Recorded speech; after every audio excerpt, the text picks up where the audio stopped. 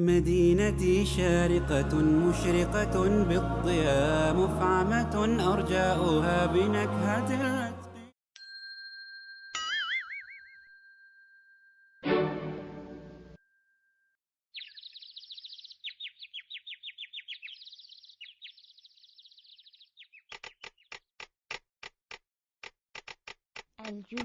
Kompyuter oldida o'tirishlik juda maroqli. Bu azon.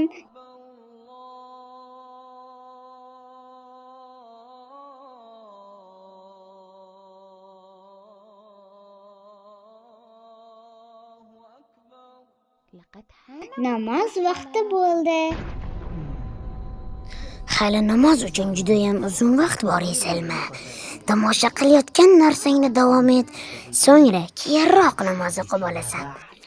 Ko'rayotgan narsamni tugatib, undan keyin namoz o'qiyman. Men namozlarini o'qimaydigan va namozlarini vaqtidan kechiktirib o'qiydigan bolalarni juda ham yaxshi ko'raman.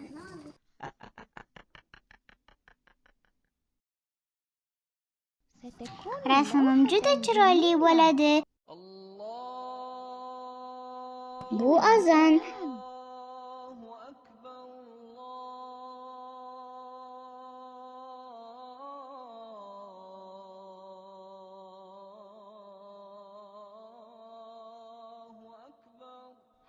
Namoz vaqti bo'ldi.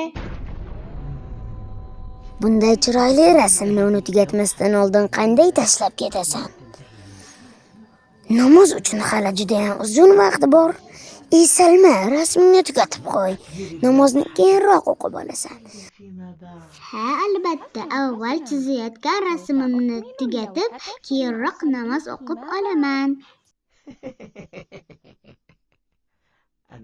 Men namoz o'qimaydigan va namozlarini vaqtidan kechiktirib o'qiydigan bolalarni yaxshi ko'raman. Assalomu alaykum va rahmatulloh. Assalomu alaykum va rahmatulloh. Salma, namoz o'qidingmi? Mana bu chiroyli rasmni tugatib bo'lganimdan keyin namozga turaman. Uni tugatishimga oz qoldi. Nima deding, Salma? Xavotir olmang, onajon. O'zingiz bilganingizdek, namozlarimni vaqtida o'qiyman. Lekin qizalog'im, qanday qilib namozingni kechiktirasan?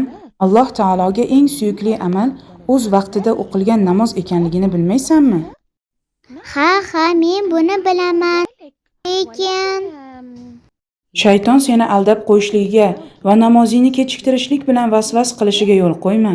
Quvilgan shaytonning yomonligidan Allohdan panoh so'ra. A'udhu billahi minash shaytonir rojim. Yo'q, uni aytma Salma. Yo'q, Salma. Yo'q.